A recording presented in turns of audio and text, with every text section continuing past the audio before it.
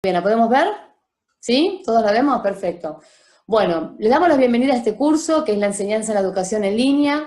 Mi nombre es Claudia Casariego. En mi caso particular, coordino el equipo de capacitación de la Dirección de Innovación y Tecnología Educativa de la provincia. Y acá me están acompañando Paola y Pilar, que también son compañeras del equipo. Y somos también las que escribimos las clases, ¿sí? Así que, bueno, cualquier comentario que después nos quieran hacer sobre esto, bueno, vamos a estar abiertas a que ustedes nos sugieran. Bueno, esta propuesta de capacitación es virtual, preferimos decir opción virtual antes que modalidad, en principio porque la Ley de Educación del 2006 especifica la enseñanza en dos opciones, virtual o presencial, no habla de modalidades.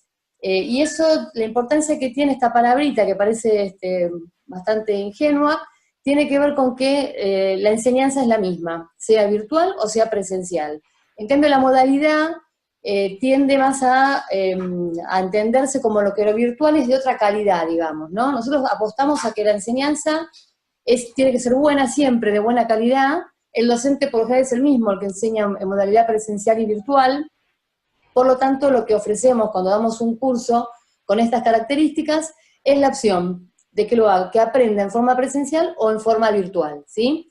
Bueno, más allá de esta aclaración, son 8 semanas virtuales, los destinatarios son docentes, directivos y supervisores de nivel superior, pero está abierto igualmente para otros niveles y modalidades, es decir, el puntaje es para todos los niveles y todas las modalidades en todos los cargos, pero apuntamos básicamente a nivel superior, porque son los que tienen la plataforma del Infod, no sé si ustedes la utilizan o no, ya me dirán, y bueno, fue un pedido de los inspectores, que en una reunión que tuvimos, sobre esta necesidad de utilizar la plataforma virtual de la mejor manera, o sea, sacarle el mejor provecho, porque en algunos institutos se usa muy bien, en otros ni saben que existen. Muchos compañeros en estas conversaciones que tenemos con ustedes ahora nos han planteado que no sabían que tenían plataforma virtual, y en otros casos la utilizan, pero podrían aprovechar muchas más herramientas que tiene la plataforma, y a veces por no tener conocimiento, digamos, a veces se utiliza solamente para colgar un PDF o para abrir un foro, y se desaprovechan muchas otras opciones del aula virtual. Bueno, el curso tiene 0,44 de puntaje, está en el nomenclador, lo pueden consultar si lo desean. Un dato importante también es que el nombre del curso, cuando ustedes reciban su certificado, no va a decir la enseñanza en la educación en línea, va a decir comunidades ABC de educación digital, y el cambio que le hicimos al nombre tiene que ver con que en un principio se pensó solamente en usar la plataforma Classroom del portal ABC, y por eso el título tiene que ver con eso, pero bueno, luego por supuesto entendimos de que las plataformas pueden ser cualquiera, ¿no? Puede ser Classroom, puede ser Moodle, puede ser educativa, la que tenemos en los institutos. Entonces, bueno, le cambiamos el foco y por eso el nombre es la enseñanza de la educación en línea. Pero el certificado lo van a encontrar con ese nombre, ¿sí? Queremos hacer la aclaración para que lo sepan. Bien, sobre los contenidos que vamos a ver en esta capacitación, básicamente, bueno, a grandes rasgos vamos a trabajar sobre lo que es la cultura digital y cómo esto se relaciona, o cómo la escuela, ¿no?, interviene en este escenario. Vamos a hablar del rol docente en la enseñanza en línea, qué particularidades tiene la enseñanza en esta opción. Vamos a hablar de múltiples alfabetizaciones. La idea es que ustedes aprendan también a crear videotutoriales, que aprendan a editar mensajes en formato audiovisual, tanto en video como en audio, que aprendan a crear sus propios materiales didácticos, que puedan hacer una infografía digital para compartir con sus estudiantes, y además la gestión del aula virtual. Entonces, cuando hablamos de la gestión del aula virtual, ahí hablamos de saber subir un archivo, saber crear un foro, configurar una wiki dentro de Moodle, que es la plataforma que estamos usando nosotros ahora para esta capacitación con ustedes, en educativa, que es la que tenemos en los institutos, o en Classroom, que es una plataforma abierta, que puede tener cualquiera que tenga un correo Gmail, y que es una posibilidad para que nuestros estudiantes de superior, del instituto, como ellos no van a tener acceso a educativa en el rol docente, ni en Moodle, tengan la opción, si quieren también aprender esta modalidad, de hacerlo por medio de Classroom. Pero como ven, no nos limitamos solo a saber usar el campus virtual de cualquiera de estas plataformas. Lo que queremos realmente es que ustedes se apropien de todo lo que tiene que ver con las herramientas digitales que puedan enriquecer la enseñanza, ¿sí? Por eso decimos que no solamente aprendemos a configurar un foro y otras herramientas del aula virtual, sino también básicamente a crear nuestros propios recursos digitales, ¿no? Y todo eso acompañado de un marco teórico que por supuesto sustenta todo esto que estamos haciendo, que tiene que ver con nuestro rol docente y cómo queremos realmente enriquecer la enseñanza con las posibilidades que nos dan las tecnologías. Bueno, esta es el aula virtual que ustedes ya la conocen. Fíjense, ustedes ahora ven solamente la pestaña bienvenida, ¿no es cierto?, que es lo que tenemos habilitado hasta el momento. Pero cada semana se va a ir habilitando una pestaña nueva con las actividades y los tutoriales y el marco teórico correspondiente a esa semana. Son 7 clases virtuales y 8 semanas de duración del curso. Y además, fíjense, en el lateral izquierdo van a encontrar la próxima clase, que es el viernes que viene, que se publica. Vieron que todos los días viernes vamos a estar publicando una clase. Van a encontrar los laboratorios de práctica, que son las aulas de prueba. O sea, ustedes ahí van a poder tocar, poner, configurar, subir archivos, hacer las prácticas sin temor a que modifiquen nada o rompan nada, digamos. Vamos a tener un aula de prueba para Moodle y un aula de prueba para educativa. Por eso en la primera clase, en esta bienvenida, les pedimos también que traten de conseguir en sus propios institutos un aula en educativa. ¿Por qué? Porque la idea es que después ustedes puedan seguir trabajando en esa aula virtual para usarla con los estudiantes. En el caso que no tengan posibilidad de tener un aula virtual en el instituto, que eso a veces ocurre por cuestiones muy particulares, por ejemplo, que la persona que se ocupa de eso esté de licencia o ocurra algo, nos dicen y nosotros le creamos un aula en educativa, lo pedimos en algún instituto como préstamo. Pero lo ideal es que cada uno, cuando sea momento de usar educativa, tenga su propia aula, o sea, vacía, en blanco, para que empecemos a trabajarla con este curso y que después les quede a ustedes como un espacio virtual para trabajar con sus propios estudiantes, ¿sí? Bueno, entonces, vamos a tener esta modalidad de aula de prueba, y bueno, y lo que va a venir ahora es un marco teórico que vamos a darles, no los vamos a aburrir mucho, va a ser limitado, media horita como mucho, 45 minutos ya si nos entusiasmamos, donde vamos a contarles básicamente el porqué, ¿no?, de este tipo de propuestas que tienen que ver con la educación digital. Lo que vamos a hablar ahora es un insumo que les va a servir a ustedes para la actividad que vamos a publicar el viernes. Por eso les recomendamos, estaría bueno que ustedes puedan tomar nota de alguna cosa que les resulte interesante, que quieran recordar o que quieran preguntarnos después, porque luego de la videoconferencia vamos a tener un espacio cortito también para que nos hagan preguntas si les quedó alguna duda, ¿sí? Y también les queremos informar, por si nunca han tenido una experiencia con videoconferencia, que nosotros las estamos viendo a cada uno de ustedes en este momento, ¿sí? Por más que ustedes quizás en la pantalla, según como la tengan configurada, quizás me vean solamente a mí, que soy la que estoy hablando, nosotras y todos podemos ver a cada uno de ustedes.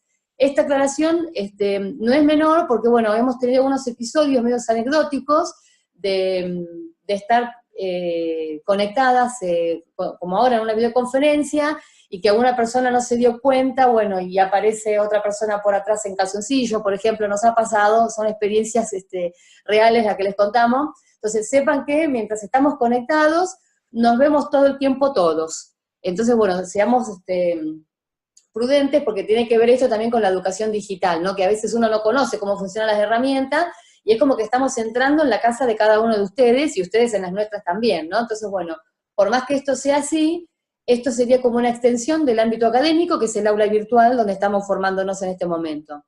Así que bueno, hechas estas aclaraciones, la última cosa que les quería decir es que esta herramienta que estamos usando de capacitación para esta entrevista puntualmente, para esta videoconferencia, es Zoom, y como usamos la opción gratuita, tiene una duración de 40 minutos.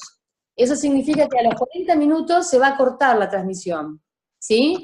Pero vieron que en el aula virtual ustedes tienen la parte 1 y la parte 2. No sé si encontraron, si pudieron ver los enlaces. Andrea les mandó además, ¿no es cierto?, el enlace del aula 1 y la sala 2, perdón. Entonces, apenas se termine esta conexión, lo que les pedimos es que automáticamente ingresen a la videoconferencia parte 2. Así continuamos, ¿sí? La duración total de todo lo que hagamos no va a exceder las 2 horas, ¿sí? Por lo general se resuelve en 1 hora 45. Eso depende, como les digo, de cómo ustedes intervengan. Pero por nuestra parte, por lo general, con 1 hora 45, ya estaríamos finalizando la videoconferencia. Así que bueno, mientras tanto tienen habilitado el canal de chat para que ustedes puedan hacer preguntas, que cuando finalicemos con esta primera parte teórica, vamos a habilitar el micrófono para que cada uno pueda hablar.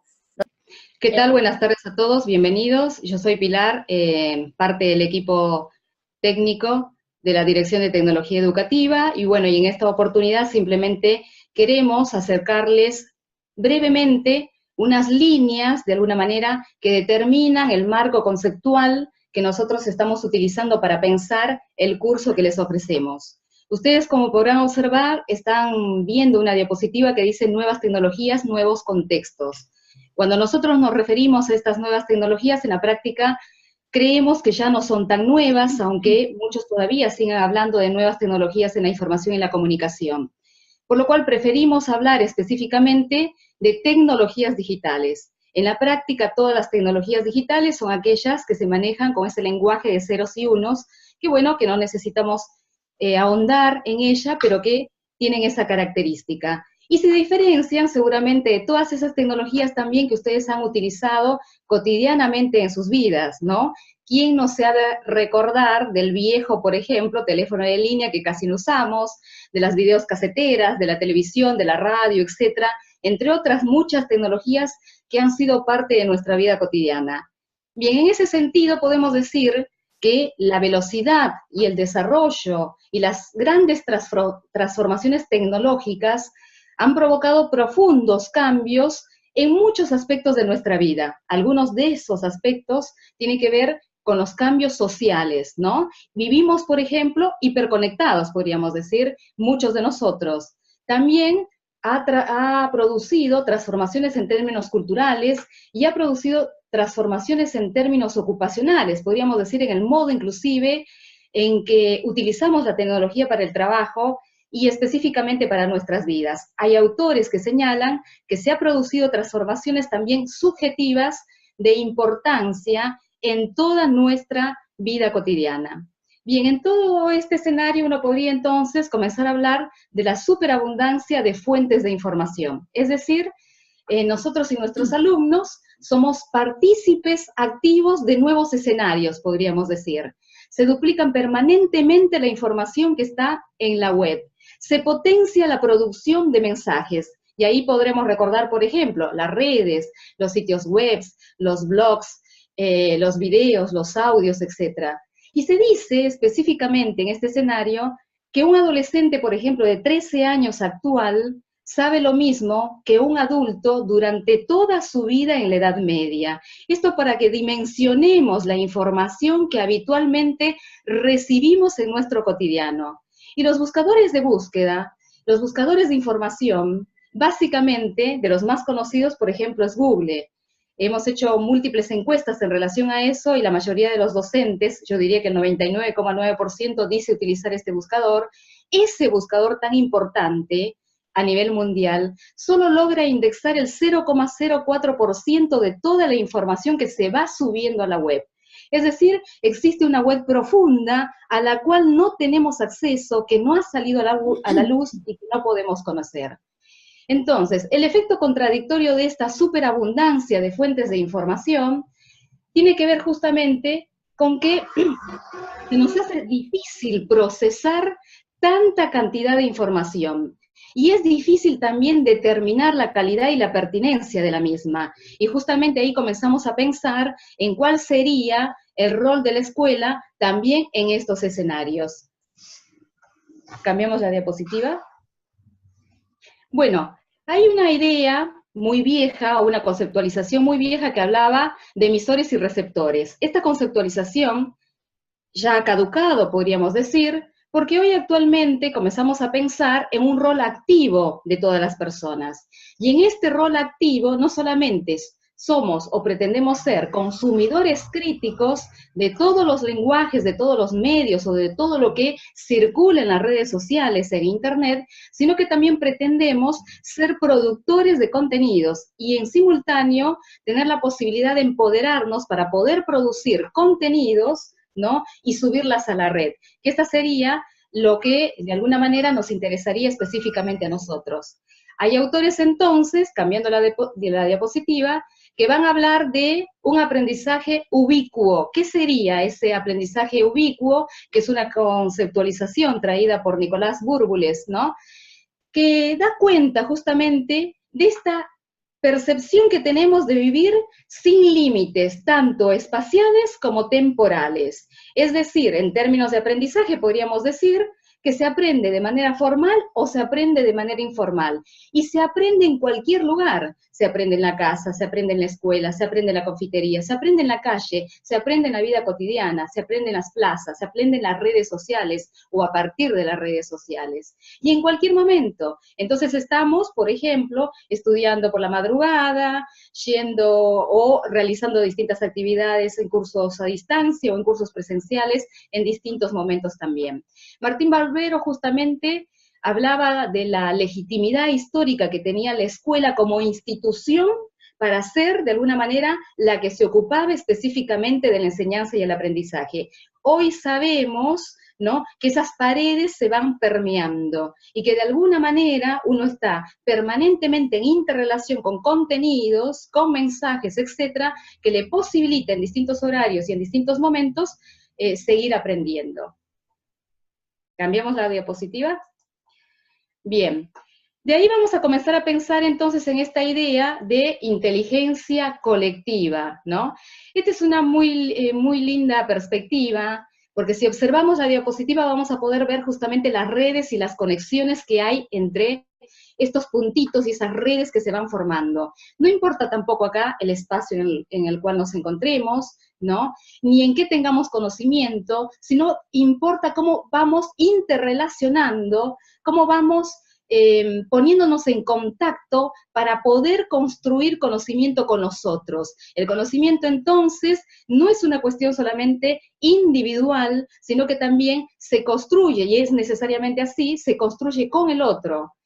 Y se aprende del otro específicamente. Entonces esto hace que nos lleve a pensar en una frase muy interesante de Siemens que dice: juntos somos más inteligentes. Nuestras capacidades se ven más potenciadas cuando nosotros la ponemos en juego en interrelación a otros actores sociales que pueden aportar su conocimiento, su saber, etcétera, para construir en interrelación.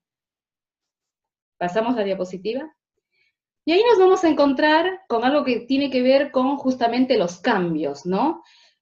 Ustedes habrán observado que la llegada, inclusive el acceso de las tecnologías, yo podría graficarla de manera asimétrica específicamente, es decir, a no todos nos llega de la misma manera. Hay una asimetría en ese sentido.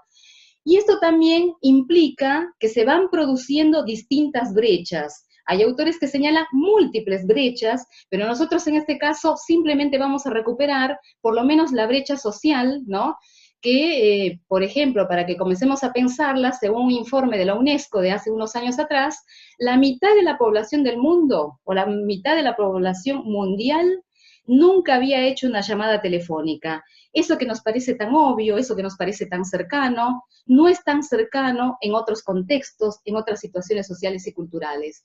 Y, por ejemplo, nos encontramos en países como Japón, o específicamente en Tokio, para dar un ejemplo, donde hay más teléfonos que en todo el continente africano, ¿no? Entonces, es interesante pensar que no es posible promover estrategias de integración social cuando no están fundadas en la equidad del conocimiento específicamente. La equidad social, para mí, me parece que es importante pensarla en relación también al derecho y a la oportunidad que todos los actores sociales y culturales necesitan tener para tener acceso, apropiarse, resignificar específicamente en términos de construcción de conocimiento. Porque eso va a dar cuenta de posibilidades diferenciales, por ejemplo, para adquirir después un trabajo, para relacionarse socialmente, para participar en términos de ciudadanía, etcétera, entre otras situaciones específicas. También entonces nos vamos a encontrar con otra de las brechas que se llama brecha digital. Fíjense ustedes nuevamente la diapositiva. Hay una vieja conceptualización que seguramente todos lo deben haber escuchado. Se llama esta categoría, la de nativos e inmigrantes digitales. Es una vieja conceptualización que pone el acento específicamente en lo cronológico, es decir, en la edad de los actores sociales, en el sentido que se cree que los que son jóvenes, por el hecho de haber nacido con posterioridad a la década del 90, serían los nativos digitales, en tanto los que nacimos antes de la década del 90 seríamos los inmigrantes digitales. Esta categoría que pone el acento sobre todo en la edad, no toma en cuenta que a nosotros como sujetos sociales, culturales, nos atraviesan otras implicancias que tienen que ver con lo social, con lo cultural, con la edad, con la identidad, con los gustos, con las preferencias, es decir, multiplicidad de otros factores que no solamente es nuestra edad. En ese sentido, por ejemplo, nos encontramos con jóvenes que son expertos en determinadas áreas del conocimiento, en determinadas situaciones, como podría ser, por ejemplo, el manejo de los videojuegos, como podría ser YouTube, inclusive son youtubers, ¿no? Y sin embargo, no conocen cuestiones elementales cuando, por ejemplo, se les pide que elaboren un currículum vitae porque lo van a necesitar en algún momento, o utilizar un Word para una exposición, etc. O sea, en ese sentido, volvemos a recuperar una conceptualización de Martín Barbero, que justamente dice que se constituyen conocimientos mosaicos, es decir, muy concentrados en determinadas áreas, pero que uno sepa mucho sobre, ejemplo, videos, y edición de videos y producción de videos, no significa en simultáneo que conozca de otras cuestiones que son necesarias en esta sociedad del conocimiento y en esta cultura en particular o en estos contextos.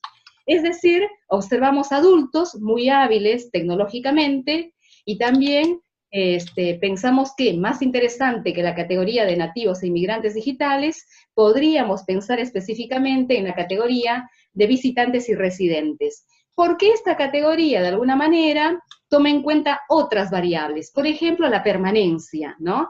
Entonces, no es lo mismo una persona que para toda resolución de su vida cotidiana, digamos, para muchas cuestiones, vaya a las redes sociales, a internet, use su computadora, etcétera, para resolver problemas de distintos tipos, es decir, sea un residente, que una persona que alguna que otra vez va, abre un correo, mira si le cayó algo hace un mes y lo cierra. Entonces, los usos son diferenciales, las horas de conexión son diferenciales, la resolución de problemas que uno hace con esa tecnología y cómo uno se apropia de esa tecnología también es una cuestión distinta, con lo cual es importante tomar en cuenta todos estos aspectos, entre otros, ¿no?, que solamente estoy nombrando algunos como ejemplo, para pensar la complejidad del vínculo que uno establece con las tecnologías de la información y la comunicación. Bueno, vamos a comenzar entonces a pensar en algo que es muy particular para nosotros, ¿no?, y muy específico que tiene que ver con el rol de la escuela. Y en ese sentido, lógicamente, que cuando nosotros pensamos en igualar, no estamos pensando en dejar de considerar la heterogeneidad, que es la riqueza expresiva de cada ser humano, y que justamente contribuye al mayor aprendizaje, sino que estamos pensando en igualdad de oportunidades. Es decir, creemos que la escuela no puede perder la función social, ¿no?, y cultural de alguna manera contribuir a sostener ese espacio que permita tener igualdad de oportunidades a todos los alumnos. Sabemos que no solo se trata de igualdad de acceso a las tecnologías, sino que también las tecnologías de alguna manera posibilitan, ¿sí?, la construcción de conocimiento como sujetos críticos y como sujetos que producimos contenido específicamente. Entonces, en ese sentido, es necesario resignificar el concepto justamente de alfabetización, ¿no? Entonces, alfabetización seguramente, ustedes lo recordarán como el viejo concepto, o hace muchos años se utilizaba este concepto de que estar alfabetizado era, bueno, saber leer y escribir. Hoy sabemos que no alcanza. Para nuestras sociedades, para nuestras demandas, para nuestra cultura, saber leer y escribir no te habilita más que saber leer y escribir. Necesitamos mucho más que eso. Entonces, de alguna manera, sabemos que existen otros lenguajes, el lenguaje de la imagen, el lenguaje audiovisual, que es un lenguaje propiamente dicho, el lenguaje que tiene que ver con lo sonoro, ¿no?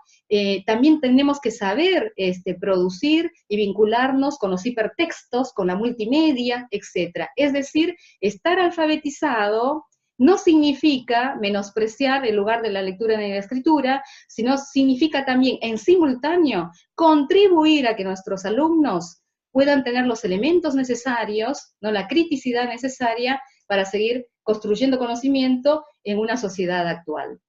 Entonces, en ese sentido, vamos a comenzar a pensar o a hablar de formar ciudadanos digitales, ¿no? Y la escuela, justamente, debe contribuir a formar a niños, a jóvenes, como ciudadanos digitales. ¿Por qué? Porque, bueno, necesitamos que sean capaces de ser críticos con las distintas fuentes de información. Hoy le decíamos, lo complejo en este mundo es más importante que antes tener mayor nivel de criticidad y herramientas para buscar buena información en las redes sociales y en Internet, ya que hay tanta, sobreabunda, que justamente nos encontramos con información de muy buena calidad, con información de muy mala calidad en simultáneo. Entonces, más que nunca, este es un elemento central de lo que podríamos hablar de ciudadanía digital. Pero también en simultáneo queremos que nuestros niños y que nuestros jóvenes puedan producir contenidos y mensajes propios. Esto significa que no necesariamente tienen que ser expertos en tecnologías o en redes sociales.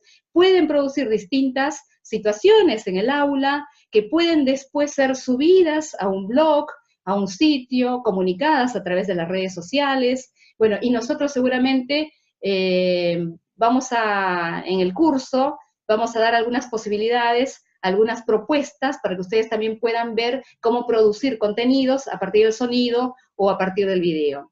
Pero también en esto de la ciudadanía digital, también es necesario proteger la privacidad, ¿no? Sin temer a las redes sociales, sin temer a Internet, la idea es conocer cuáles son las implicancias de lo que significa subir cuestiones que puedan alterar nuestra intimidad, específicamente a las redes. Entonces, simplemente teniendo los recaudos, uno puede salvaguardar su intimidad. Y por último, también necesitamos que los alumnos puedan comunicarse correctamente respetando las reglas de Netiquette. Bueno, todo esto son algunas cuestiones que hacen justamente hablar de ciudadanía digital.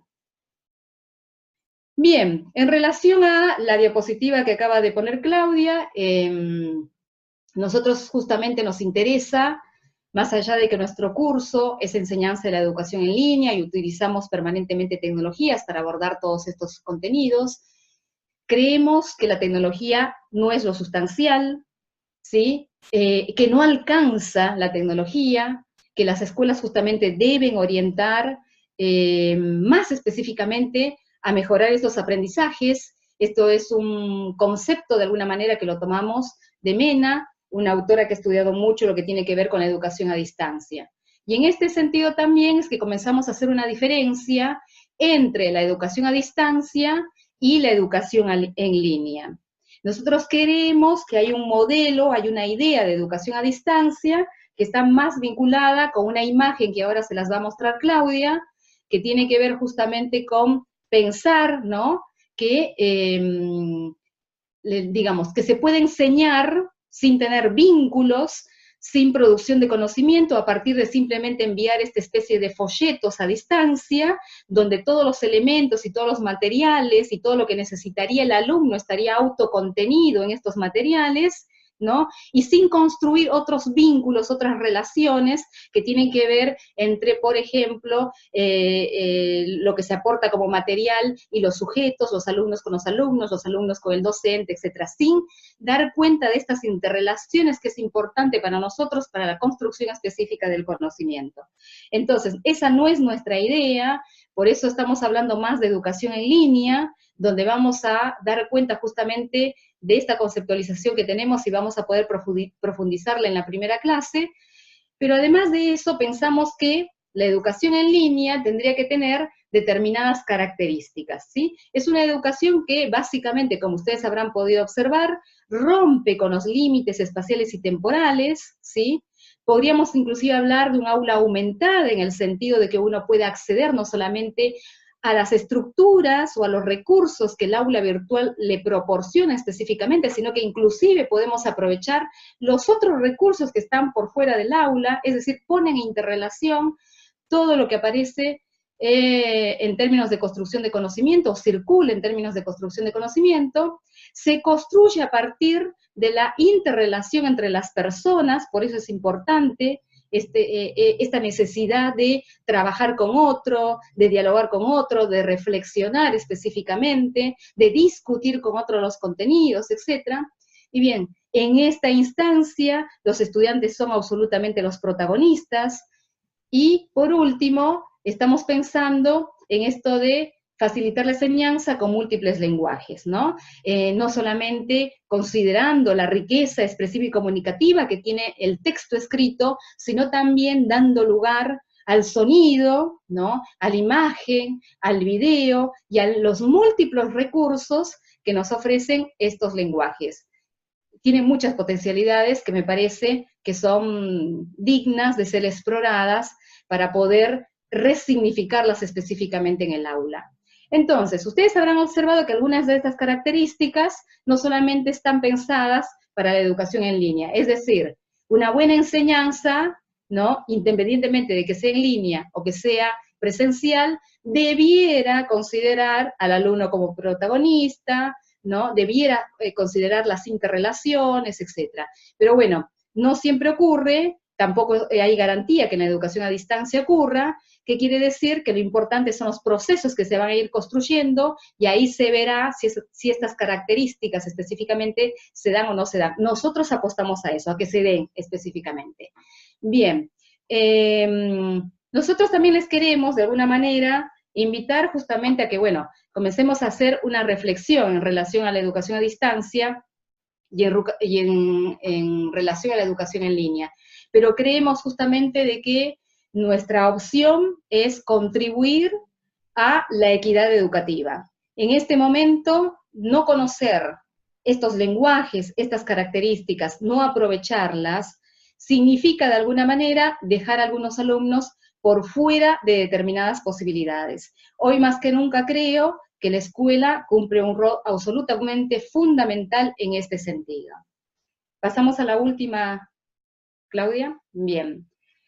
Fíjense que hoy utilizamos una herramienta que es de videoconferencia. Seguramente, no sé si alguno de ustedes ya tenía alguna experiencia en relación a su uso. Seguramente en esta charla que vamos a tener a continuación va a surgir si ya tenían alguna experiencia o no. Tenemos varias para aprovechar, ¿no? Algunas que se aprovechan mejor por el teléfono celular. Esta Zoom tiene la característica de poder ser utilizada tanto desde un dispositivo fijo, como podría ser una NET, una notebook o una computadora de escritorio, como podría ser el teléfono celular, así que es muy versátil en ese sentido. Nosotros, si bien no les vamos a explicar las otras, simplemente estamos poniendo en juego una de las herramientas que nos posibilita comunicarnos,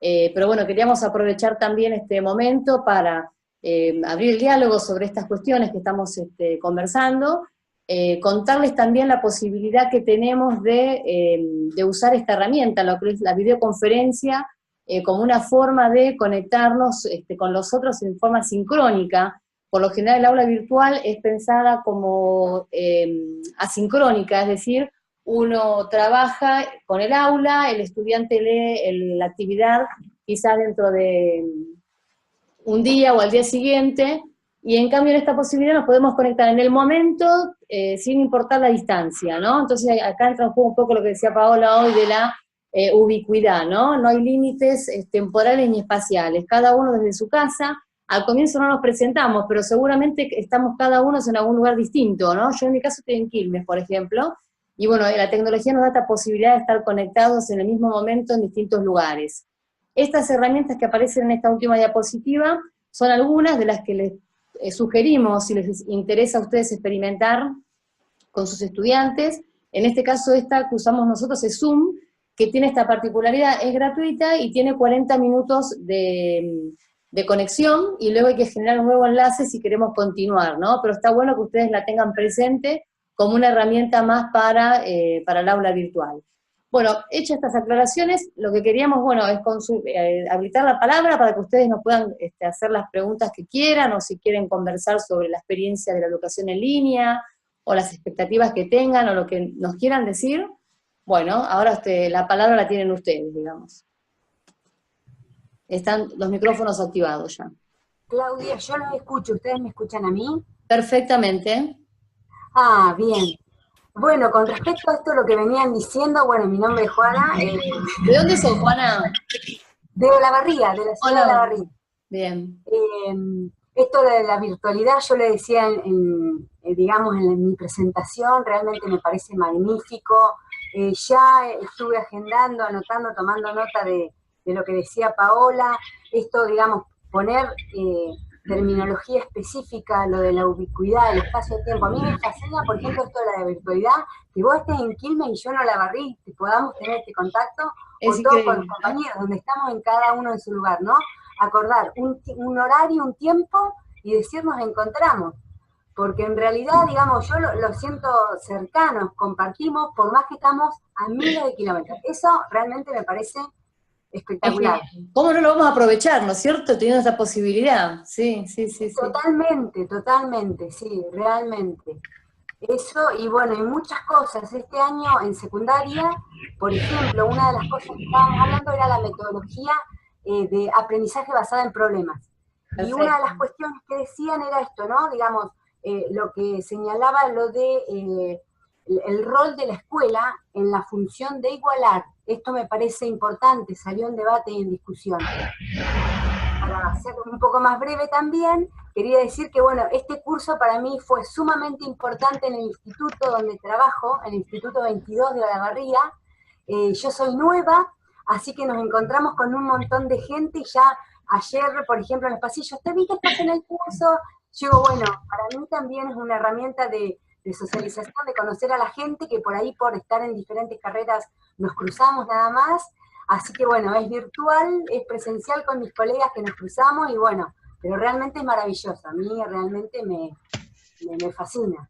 Bueno, Juana, te reagradecemos el entusiasmo, la verdad que me encanta encontrarnos con docentes así, con tantas pilas, así que te reagradezco, y ojalá que puedan tomar insumos para, bueno, seguir incursionando en lo que es la enseñanza en línea y en las herramientas digitales.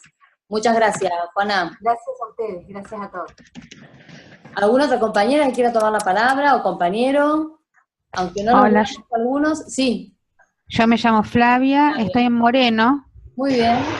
Así que estamos bastante lejos de Olavarría y de Quilmes, pero por ahí por Quilmes hice toda mi licenciatura. Mi licenciatura en la Universidad de Quilmes la hice de manera virtual. Perfecto. Así que mi experiencia con la virtualidad fue realmente temprana y fue maravillosa, porque bueno, me permitió desarrollarme como profesional, crecer y hacerlo de manera virtual, atendiendo por ahí mis obligaciones de trabajo, mis obligaciones en casa, sin moverme de casa, manejando yo mis tiempos, que bueno, que eso también es un punto a favor, ¿sí?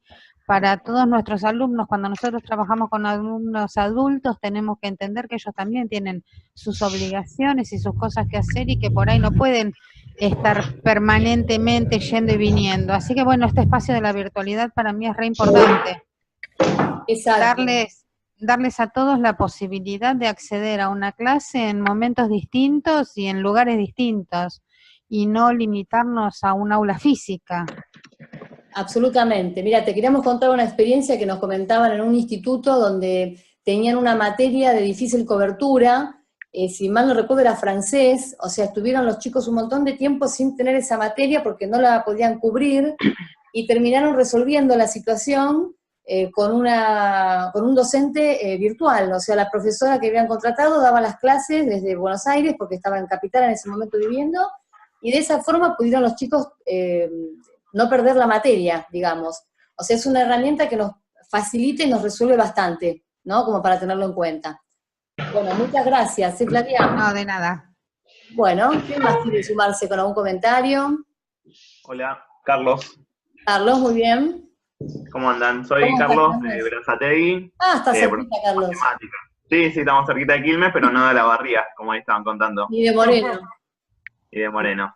No es mi primera experiencia de enseñanza en línea, ya hice otros cursos. Sí es mi primera experiencia con videoconferencia. Quizás tuve intercambio con otros compañeros a través de chat, fotos, videos, pero no sincronizados en otros tiempos. Así que bueno, para mí también es sumamente importante estar capacitándome en esta área de educación en línea, que me parece fantástico este cambio, ¿no? De la distancia y en línea, ¿no? Que el significado, que cómo cambia el paradigma del pensamiento de qué es enseñar y aprender, ¿no? Con el tema de la distancia y estar en línea.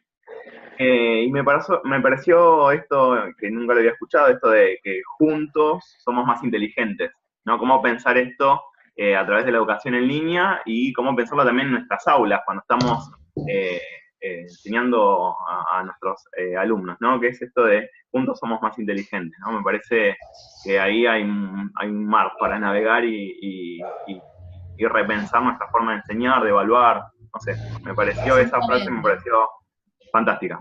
Eso tiene mucho que ver con lo que se conoce como el aprendizaje colaborativo, donde no es cada uno aprende solo y bueno, y en forma independiente, sino siempre con el otro, ¿no? Y hay ejemplos de comunidades digitales, o sea, y cómo la tecnología facilita eso.